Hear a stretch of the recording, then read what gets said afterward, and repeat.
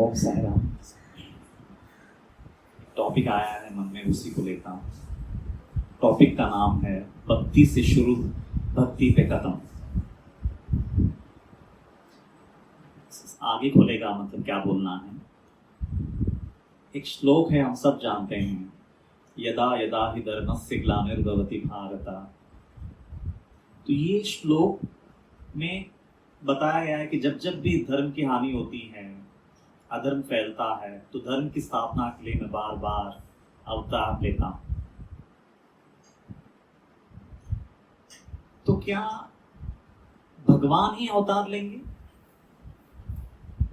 अभी हमको यही सिखाया गया है कि जब जब भी ये संसार में अधर्म बढ़ता है, तब तब वो अधर्म का नाश करने के लिए, धर्म की स्थापना के लिए मैं बारंबार अवतार लेता हूं, ऐसा भगवान कृष्ण ने बोला है। अभ्युत्थानम् अधर्मस्य तदात्मानं सृजाम्यहम्। मेरा एक सवाल है इवन आप सब लोगों से, अगर भगवान ही बारंबार अवतार लेते हैं और धर्म की स्थापना करते हैं, तो फिर अद्वैत सिद्धांत का महत्व क्या रह जाएगा? मतलब उनकी माया से वो अधर्म क्रिएट करेंगे, पहले पूरे जग को त्रासित कर देंगे, और जब एकदम त्राही त्राही करने लगेगी तो वापस वही खुद आकर के फिर उनका मतलब संरक्षण करेंगे। छिचोराने लगता है, मीनिंगलेस। और यही हमको सिखाया गया कि नहीं, भगवान जो है वो बारंबार अवतार लेते हैं। आज फलाना के रूप में अवतार लिया, फलाना के रूप में अवतार लिया, कभी इस रूप में। हमारे पास तो 10 अवतार का लिस्ट है, अच्छी बात है, विष्णु के 10 अवतार। लेकिन हमको यही सिखाया गया, जब भी धर्म की हानि होती है, अधर्म पनपने लगता है, अधर्म अपने शबाब पे आ जाता है, कि वो बारंबार आते हैं वो अधर्म का सर कुचलने के लिए। लेकिन मैं नहीं मानता इसको, क्योंकि ऐसा अगर हो गया ना तो दादागिरी हो जाएगी भगवान की, और फिर इंसान एक कठपुतली रह जाएगा बन करके। इंसान का फिर साधना करना, पुरुषार्थ करना, अद्वैत फिलॉसफी को जीना, इसका कोई मायना नहीं रह जाएगा। प्लीज अच्छे से समझना। तो अद्वैत का मतलब क्या है कि जीव और शिव दोनों एक है, दोनों में कोई भेद नहीं है। जीवात्मा और परमात्मा एक ही है, हम सब मानते हैं इस बात को। अगर एक ही है तो फिर अगर जीवात्मा ही परमात्मा बनने वाला है, तो वही जीवात्मा जब परमात्मा बनेगा तो वही जीवात्मा फिर से अवतार लेके क्यों नहीं आ सकता? वापस वो परमात्मा को ही वापस आने की जरूरत क्या है? हकीकत में उसका जो अर्थ है हमने जो लगाया है वो सुपरफिशियल लेवल पे लगाया है कि वही परमात्मा बारंबार आते हैं, अवतार लेते हैं। लेकिन नहीं, ऐसा नहीं है। अगर उनकी बताए हुए रास्ते पे अगर कोई जीवात्मा चले, उनके बताए हुए रास्ते पे, उनके नक्शे कदम पे चले, उनके हृदय की हर धड़कन को समझे और वैसा आचरण करने लगे और सारे विघ्न बाधाओं को जूझते हुए आगे बढ़े और अपनी आध्यात्मिक यात्रा को पूरी कर ले, तो वो भी उसी पूर्णत्व को उपलब्ध होते हैं जो परमात्मा की है। वो दोनों एक हो जाते हैं। और हकीकत में वो जीवात्मा अगर उसका संकल्प बच जाए कि नहीं, मैं ये सेवा मुझे करनी है, अगर ये संकल्प लेकर के अगर उसने पूर्णता को उपलब्ध किया, तो वही जीवात्मा फिर से आता है संसार में, कोई साईं बाबा बन करके, कोई स्वामी समर्थ बन करके, कोई गजानन महाराज बन करके। मतलब एक जीवात्मा की यात्रा जब पूरी हो जाती है, इस तरह से वो अवतार धारण करने की विधान है। ऐसा है तो ही अद्वैत का मीनिंग है। अगर ऐसा नहीं है तो अद्वैत शब्द का कोई अर्थ ही नहीं है। फिर तो जीवात्मा कठपुतली है, बस मैं तुमको नचाऊंगा, तुम नाचते रहो, और जब मेरे को मुक्ति देनी होगी मैं दूंगा। यार ये तो महज दादागिरी है, ऐसा नहीं हो सकता। भगवान इतने छिचोरे नहीं हो सकते, बहुत बड़े दिल वाले हैं। इतने बड़े दिल वाले हैं कि अगर देने पे आ जाए तो अपना स्वरूप ही दे देते हैं, अपनी पूर्णता ही दे देते हैं भक्त को। ये है अवतार। तो वो कंसेप्ट जो है ना हम लोगों के दिलो दिमाग में बिठाया गया है कि वही बारंबार अवतार लेते हैं, वही बारंबार अवतार लेकर के आते हैं। अगर वही अवतार लेकर के आना है तो फिर इंसान का उत्थान का तो कोई महिमा ही ना रहा,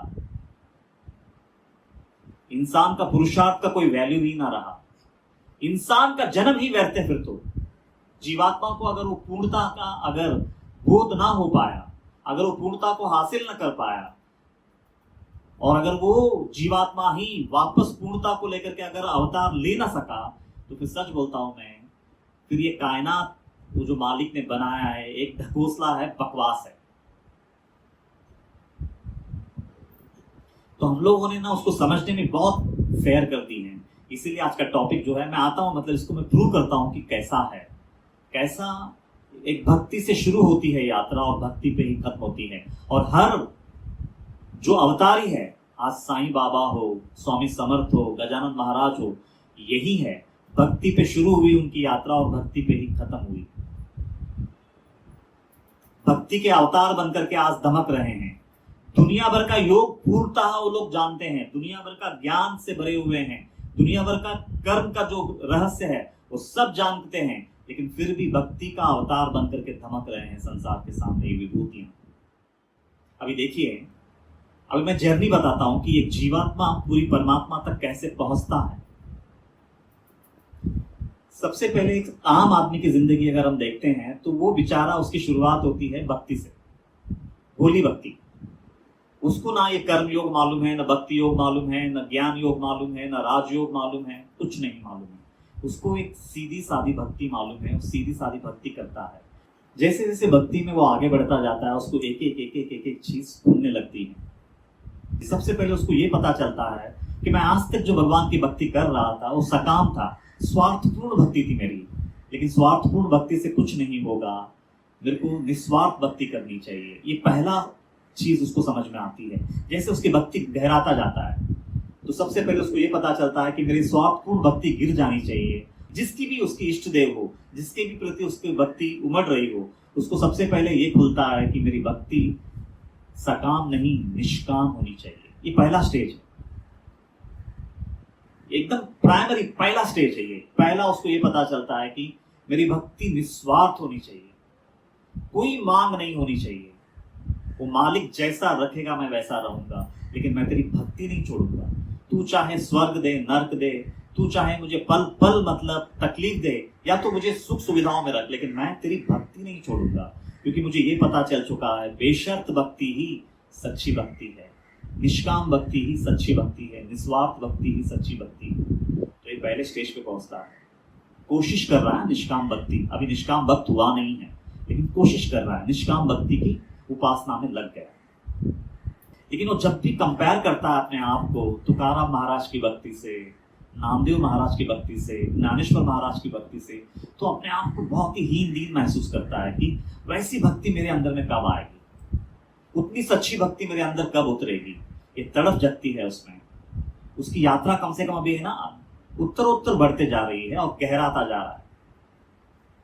और फिर उसको ये पता चलता है कि जब तक चित्त की शुद्धि नहीं होगी तो तू न ज्ञानेश्वर महाराज जैसी भक्ति कर पाएगा, ना तुकाराम महाराज जैसी भक्ति कर पाएगा।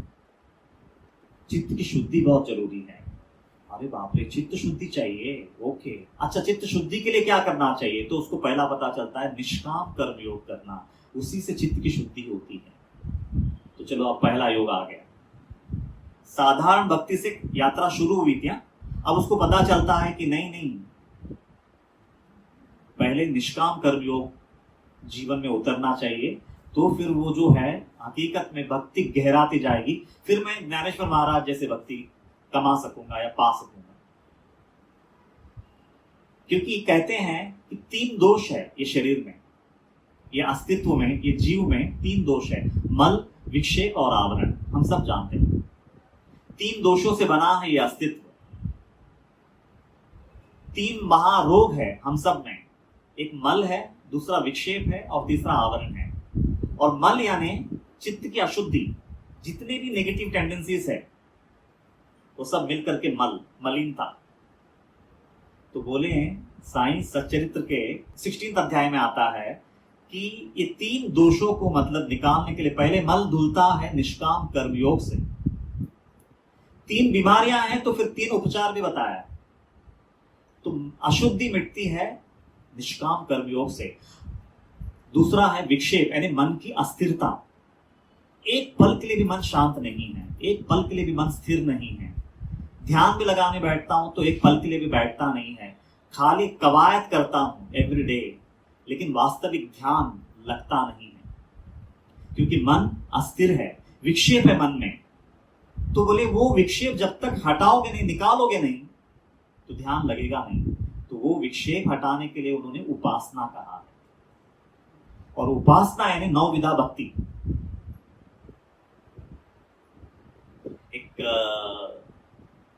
21 अध्याय में साईं सच्चरित्र में एक आनंदराव पाटणकर करके आते हैं।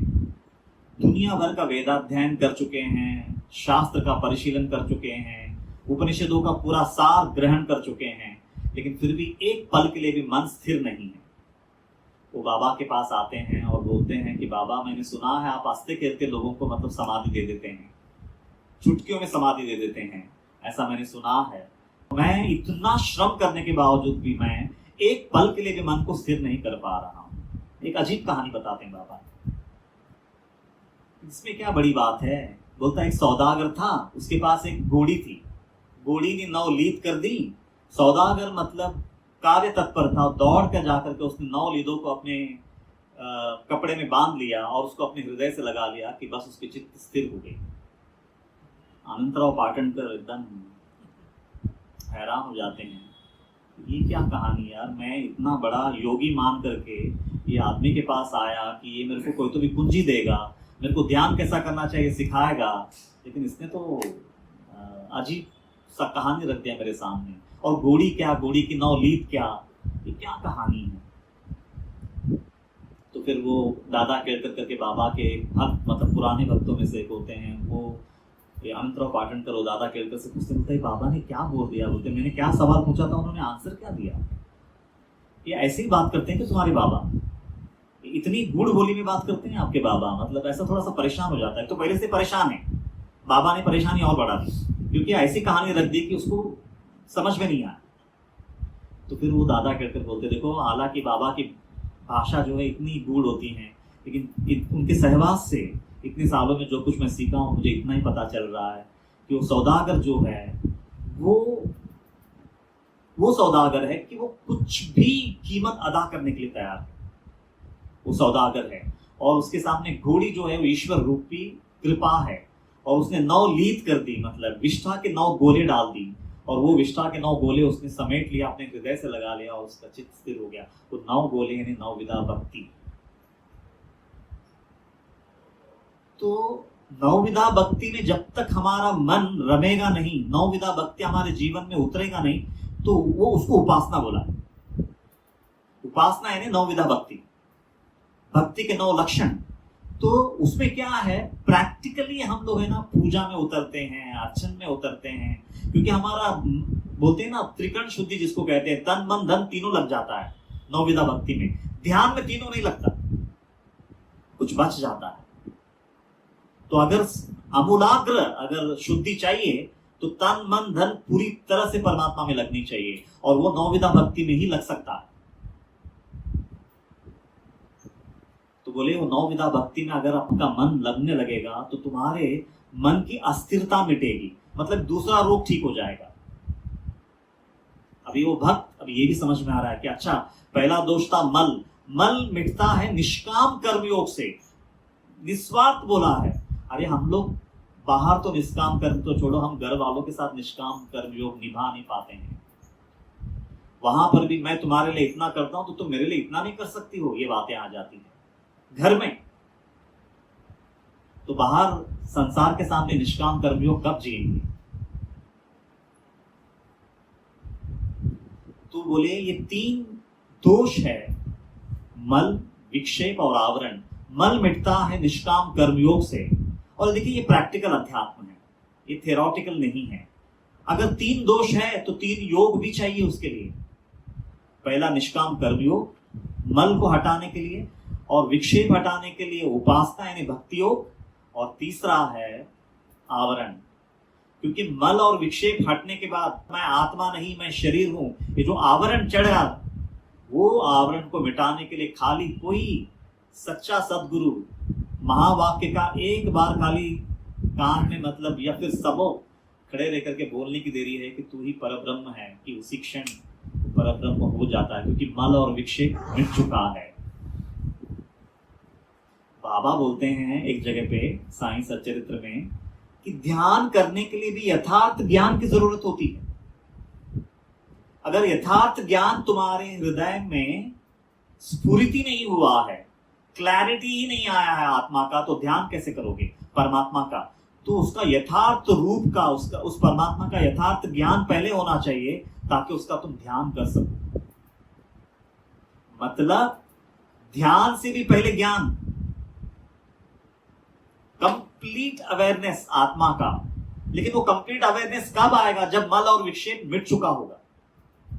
मल और विक्षेप अगर है तो कंप्लीट अवेयरनेस करोड़ जन्म मिलेंगे ना, तो नहीं आएगा। हम लोगों का प्रॉब्लम क्या है ना, कुछ कड़वी बातें बोल रहा हूं, हम लोगों की सबसे बड़ी कमजोरी ये है कि हमारा ना मल मिट चुका है ना विक्षेप मिट चुका है, और हम लोग डायरेक्टली ध्यान करने बैठे हैं। करोड़ जन्म भी लेंगे ना तो भी सिद्धि हाथ नहीं लगेगी। ये बहुत सीरियस मैटर है। मैं एक एग्जांपल देता हूं। अभी एक लोहे का टुकड़ा है, लोहे का टुकड़ा है और मैंने एक आयरन रखा है। लोहे के टुकड़े पे मैंने ना मिट्टी के परत जड़ा दिए हैं, इतना बड़ा मिट्टी लगा दिया उसके ऊपर, उसको मिट्टी से मतलब पूरी तरह से उसको ढक दिया, और मैं ना लौचुंबक को उसके बाजू में रख रहा हूं, चिपकेगी? लाख भी कोशिश करे तो नहीं चिपकेगी। तो हमारा ध्यान वैसा है, मल और विक्षेप का मिट्टी लगा हुआ है चित्त पे, और हम लोग ध्यान कर रहे हैं, चिपका रहे हैं, चिपका रहे हैं, चिपका रहे हैं। चिपकाते रहो,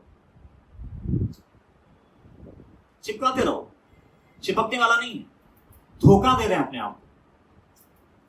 लेकिन वही सदगुरु आ जाए और हमको इन्हें निष्काम कर्मयोग और उपासना दे करके उसको अगर घसना शुरू कर दे मिट्टी को, भले ही है ना वो लौचुंबक से इतनी दूरी पे रखो जाके जक करके लग जाएगी, ध्यान शुरू हो गया, ओरिजिनल ध्यान। इसलिए मल और विक्षेप ये दोनों अगर मिटते नहीं हैं तो ध्यान संभव नहीं है। फिर बोले आवरण, आवरण तो ये दो मिटते ही खाली मतलब महावाक्य का बोलने की देरी है, वो आदमी उसको पकड़ लेता है, क्योंकि मल और विक्षेप नहीं है ना। वो महावाक्य को खाली संबोधित करने की देरी है सदगुरु ने, लेकिन एक अधिकारी व्यक्ति ने बस हृदय में बस जाता है वो वाक्य, और वो उसका ध्यान शुरू हो जाता है। तो वो है आवरण। आवरण मिटता है ज्ञान से। अभी देखिए ये तीनों में निष्णात हो गया, और उसके बाद फिर परब्रह्म का ध्यान शुरू हो जाता है। कीटकी से ही भ्रमर ध्यान, तेणे ते लाभे भ्रमरपण। जैसा साधारण कीड़ा भ्रमर का ध्यान करते करते करते करते करते भ्रमर बन करके उड़ जाती है, वैसे ही साधारण जीवात्मा मल विक्षेप और आवरण मिटने के बाद परमात्मा का ध्यान करते ही परमात्मा बन जाता है। और एक है आत्मज्ञान अलग है और तत्व ज्ञान अलग है। आत्मज्ञान के बाद तत्व ज्ञान आता है। अध्यात्म ज्ञान नित्यत्वम तत्व ज्ञानार्थ दर्शनम, ऐसा बोला है 13th अध्याय भगवत गीता। देखो केवल ना वैचारिक तौर पे मैं आत्मा हूं इसका अनुभव करना एक अलग चीज है, और पूरे ब्रह्मांड भर में मैं ही मैं हूं इसका बोध करना अलग चीज है। दो तरह के ज्ञानी इस संसार में पाए जाते हैं, लेकिन 99.99% जिनको आत्मा की अनुभूति हुई है, हालांकि वो भी बहुत मुश्किल है, जिनको 0.1% जिसको आत्मा की अनुभूति हुई है, वो वैचारिक तौर पे मतलब मैं शरीर नहीं मैं आत्मा हूं इसका पूरी तरह से परिपक्वता के साथ उनको बोध हो चुका है, वो आत्मज्ञानी। लेकिन तत्वज्ञानी वो है जिसको आत्मा की अनुभूति तो हो चुकी है, लेकिन ये आत्मा ही पूरे ब्रह्मांड में है और वही मैं हूं, मतलब वो पूरे देश काल और परिस्थिति के बिल्कुल परे जा करके मतलब पूरे ब्रह्मांड में अपनी चेतना को व्याप्त कर लेते हैं। वो है तत्वज्ञानी, वो है पूर्ण नॉलेज, संपूर्ण नॉलेज, जिसके अधिकारी मतलब ज्ञानेश्वर महाराज थे, साईं बाबा है, अक्कलकोट महाराज है, तत्वज्ञानी है। और बाबा के बारे में तो साईं सच्चरित्र में बोला गया है कि बाबा तत्वज्ञान के अवतार है। मतलब अगर कोई बंदे में वो स्पार्क दिखाई दे बाबा को, वो सच्चाई दिखाई दे, वो ईमान दिखाई दे, तो बाबा बोलते हैं मैं तुझे तत्व ज्ञान तक ले जा सकता हूं। अगर ये वचन है बाबा का, इसका मतलब ये है कि अवतार जो है वो स्वयं मतलब एक परमात्मा बारंबार नहीं आते हैं, बल्कि एक जीव ही अपने ईमान के चलते संपूर्णता को उपलब्ध होता है। और वही व्यक्ति एक वक्त आता है तो फिर वापस अवतार बन करके अगले जन्म में फिर से धमकता है इस पृथ्वी पे। और अगर ऐसा ना हो, अगर ऐसा ना हो तो अद्वैत शब्द ये स्क्रिप्चर्स में होना ही नहीं चाहिए। फिर हम लोगों का समस्या क्या है मालूम है, हम लोग बहुत छोटी दिल वाले हैं ना, तो हमने भगवान को भी बहुत छोटा दिल वाला बना दिया। सच में उनकी विशालता, उनके हृदय की विशालता हमारे समझ में नहीं आती है। वो हमको क्या देना चाहते हैं, उनका हृदय कितना विशाल है, हमारे समझ में नहीं आती है। इसीलिए अभी देखिए, एक बंदा साधारण भक्ति से शुरू हुआ था उसका जर्नी, लेकिन अभी वो वास्तविक ध्यान करके तत्व ज्ञान तक पहुंच गया। और तत्व ज्ञान पे पहुंचने के बाद अगर उसके मन में संकल्प बचा रहा कि नहीं, जैसा ज्ञान मुझे मेरे मालिक ने दिया तब जाकर के मैं ये पूर्णता को पा लिया, वैसे ही मैं भी कई लोगों को पूर्णता देना चाहता हूं। अगर ये संकल्प लेकर के अगर वो फिर से आना चाहे तो वही बंदा आता है अवतार बन के।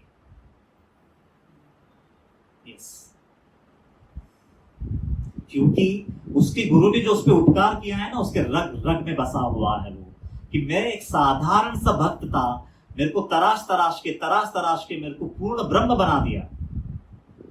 वैसा ही मैं भी जब तक कुछ लोगों को पूर्ण ब्रह्म तक ना पहुंचाऊं तो मेरा ये पाया हुआ जो नॉलेज है ये अधूरा है। ऐसा अगर उसका संकल्प आ गया और अगर वो चाहा तो वही बंदा वापस इस संसार में अवतार बन के आता है। तो वो जो कंसेप्ट है ना, वही आता है वही जाता है। इल्ला गलत बात है। इतना छोटा नहीं हो सकता है भगवान, और अगर इतना छोटा है तो फिर भगवान नहीं है। तो ये है अद्वैत, ये है अद्वैत। और इतना सब नॉलेज बटोरने के बाद, इतना सब नॉलेज बटोरने के बाद वो जब अवतार लेकर के आएंगे ना, तो बाबा जैसा फकीर बन के आएगा, भक्ति का अवतार बन करके। क्योंकि वो सारा नॉलेज जो है अंदर, लेकिन ना भक्ति का स्वरूप बन करके ही दुनिया के सामने आएगा, आप लोगों को तारने के लिए, वापस एक फिर से एक साधारण भक्त को तत्व ज्ञानी बनाने के लिए, एक अवतारी बनाने के लिए। मतलब भक्ति से शुरू होती है जर्नी और भक्ति पे ही खत्म होती है। मतलब अगर साईं बाबा हो, अक्कलकोट महाराज हो, गजानन महाराज हो, तो ये लोग भक्ति के अवतार हैं, लेकिन इनमें कूट कूट के कर्मयोग भरा पड़ा है, कूट कूट के भक्ति योग भरा पड़ा है, या फिर कूट कूट के ज्ञान योग भरा पड़ा है, कूट कूट के राजयोग भरा पड़ा है। लेकिन फिर भी जैसे मानो एक साधारण भक्त के रूप में आते हैं और अपना काम करके इस दुनिया से चले जाते हैं। और हकीकत में है ना, एक संपूर्ण अवतार अगर बोले ना तो ये लोग हैं, क्योंकि ये लोग पूर्ण अवतार है। और बाबा ना मतलब साईं सच्चरित्र के 20वें अध्याय में आता है ये मूवी, पूर्ण ब्रह्म स्वरूप अच्युत, ऐसा जीवात्मा पूर्ववत, अच्छे से सुनना, ये पूर्ण पर ब्रह्म स्वरूप अच्युत, ऐसा हा जीवात्मा पूर्ववत कधीतरी स्वस्वरूपाप्रत पावावा निश्चित हे थे। पूर्ण ब्रह्म स्वरूप अच्युत, ऐसा हा जीवात्मा पूर्ववत कधीतरी स्वस्वरूपाप्रत पावावा निश्चित हे ध्येय। क्या मूवी है? अब ये मूवी का मतलब क्या है कि पूर्ण ब्रह्म से ये जीवात्मा तू नीचे उतरा है और तेरे को पूर्ण ब्रह्म तक, आत्मा नहीं बोला है, पूर्ण ब्रह्म बोला है, तत्व ज्ञान तक पहुंचना है। और ये देने की काबिलियत बाबा में है, बस क्या पाने की काबिलियत हम में है, ये सवाल।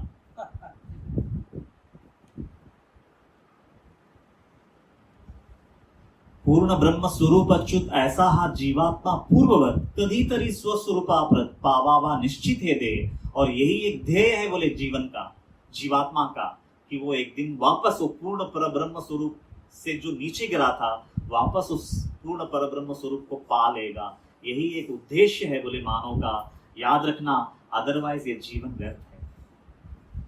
अगर ये मूवी को हम लोग अगर आधार लें तो फिर वाकई में अवतार बनकर के कौन आता है, और आप सोच लीजिए। और यदि ये सत्य नहीं है तो फिर अद्वैत वर्ड को उड़ा दो ये पूरे स्क्रिप्चर से। और दूसरी बात है ना, ये तो परमात्मा का मतलब हुकुमशाही हो गया कि मैं ही मतलब माया को भेजूंगा, वो माया पहले उथल पुथल करेगी, दुनिया भर का अधर्म फैलाएगी, फिर मैं ही वापस आऊंगा और फिर मैं सब सेट करके चला जाऊंगा। अरे क्या यार माजरा है, ये क्या खेल है क्या? परमात्मा इतने चिचोरे नहीं हो सकते, इतने गिरे हुए नहीं हो सकते हैं। उनका हृदय बड़ा विशाल है, लेकिन हमने उनको चिचोरा बनाया हमारी कम दृष्टि की वजह से, हीन दृष्टि की वजह से। तो आज का भले ही ये 20 मिनट मुझे ऐसा लगता है कि कंप्लीट जर्नी अध्यात्म का साधारण भक्ति से शुरू होती है, तत्व ज्ञान को निगल जाती है और फिर वापस साधारण भक्त बनकर के संसार में आता है। इसलिए भक्ति से शुरू, भक्ति पे खत्म। अगर ये टॉपिक को अच्छे से समझेंगे तो हमको साईं बाबा का अवतार अच्छे से समझ में आएगा, हमको अक्कलकोट महाराज का अवतार कार्य अच्छे से समझ में आएगा, हमको गजानन महाराज के अवतार कार्य अच्छे से समझ में आएगा। लेकिन हम लोग क्या करते हैं ना, हम लोगों को ये गहराई, इतनी क्लैरिटी नहीं होने की वजह से एक एक ब्रांच में जो बहुत फेमस है, ये क्रिया योग, ये सुदर्शन क्रिया, ये योग क्रिया, ये फलाना क्रिया, ये डमका क्रिया, अरे क्या है यार, एक ब्रांच पकड़ के फिर झूलते रहते हैं। अरे रूट्स की बात कर रहा है ना हमारा वेदांत, रूट्स पे चलते हैं ना। लेकिन हमारी समस्या क्या है ना, हमारे पास इतना पेशेंस नहीं है कि निष्काम कर्म योग कर सकें, नवविधा भक्ति कर सकें। तो फिर अपने को है ना कोई आसान मार्ग चाहिए। और आप लोगों का लेकिन फितरत कितनी गंदी है मालूम है, चटाक भर भी उपासना करने के बाद भी मेरे को वही मकाम हासिल होने वाला है जो तेरे को मिलने वाला है। अरे यार ऐसा नहीं हो सकता। जो जितना पुरुषार्थ करेगा, जो जितना रूट से साधना करेगा, वो उतना उस मकाम को पाएगा। कभी कभी क्या होता है ना, कुछ लोगों को क्लैरिटी नहीं होने की वजह से थोड़ा सा डगमगाते रहते, लेकिन कभी कभी क्लैरिटी आने के बाद वो लोग पकड़ लेते हैं, उनमें स्पार्क होता है। वो अभी यहाँ पे इतने लोग बैठे हैं, मैं नहीं जानता किसके मन में वो बाबा मतलब वो आग पैदा करते हैं।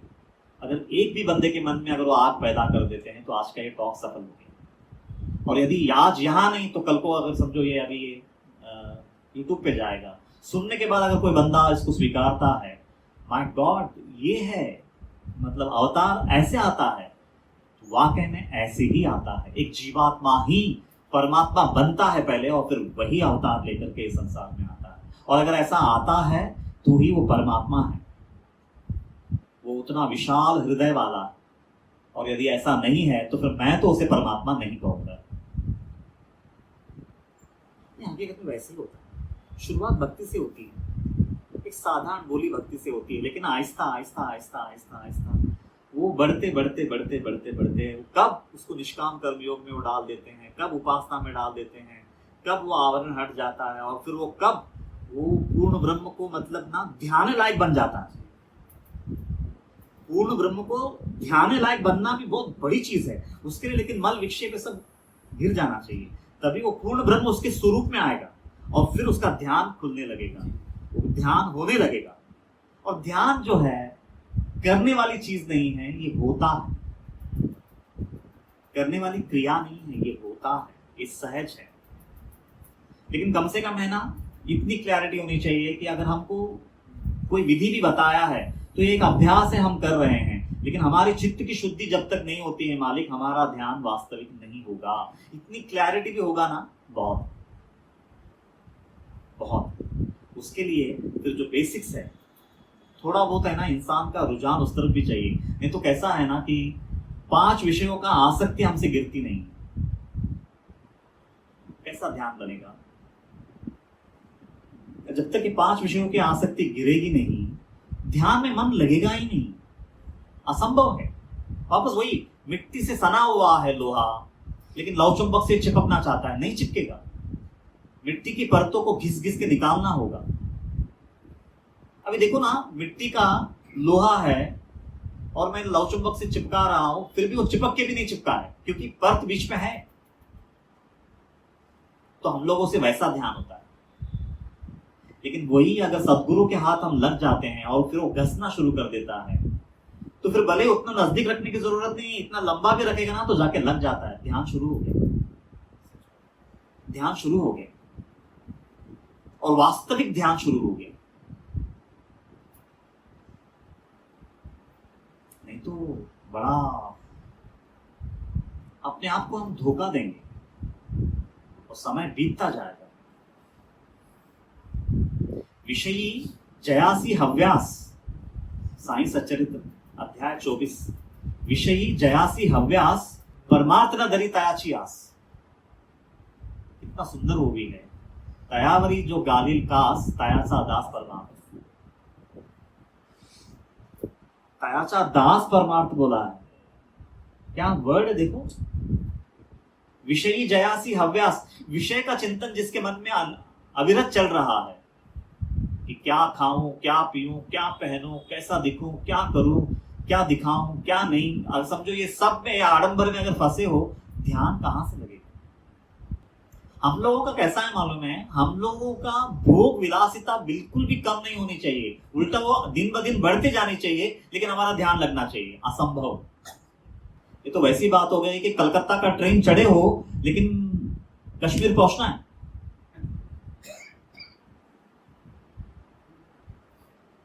ट्रेन कलकत्ता का चढ़े हो लेकिन पहुंचना चाहते हो कश्मीर। कैसा है, कैसा संभव है। वैसा विषय वास्तवों को अनवरत भोगना चाहते हो, पूरा एंजॉय करना चाहते हो, एट द सेम टाइम ध्यान भी लगाना चाहते हो, नहीं होगा। या फिर बहुत समय लगेगा, न जाने कितने जन्म लग जाएंगे।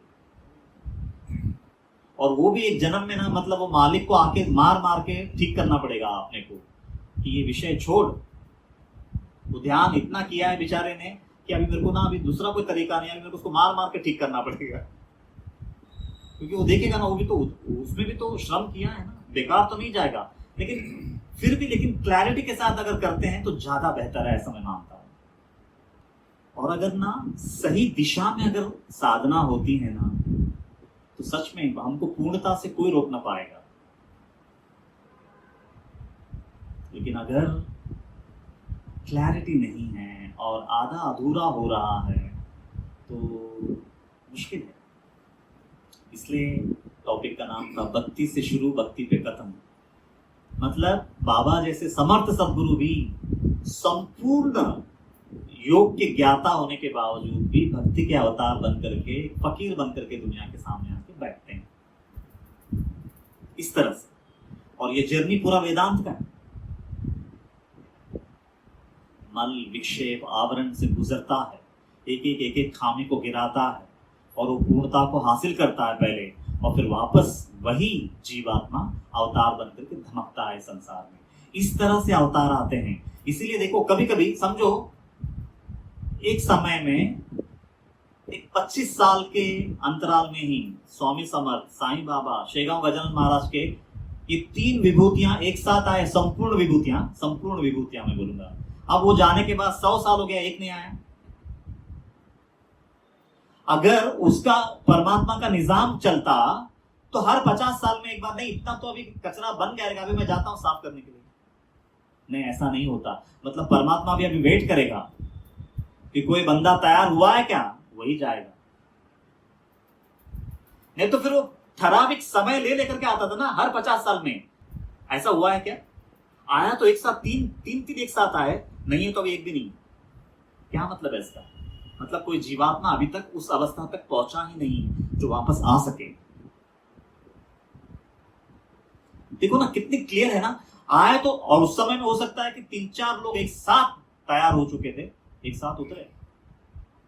वो वचन को यदा यदा ही धर्मस्य ग्लानिर्भवति भारत, परमात्मा को तो बोलना था कि हे जीवात्मा, तू पूर्णता को हासिल कर, तू ही राज करना,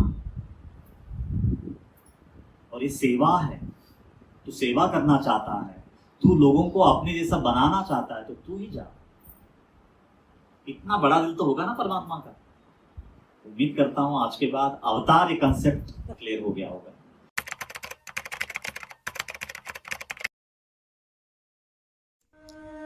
मनोहारिणी शापताप निवारिणी अज्ञान नाशिनी मोक्षदायिनी परम कल्याणकारिणी सच्चित आनंद प्रदायिनी अनंत कोटि साई नाथों की जननी साक्षात साई स्वरूपिणी ग्रंथराज श्री साई सच्चरित दिव्य ग्रंथ की जय।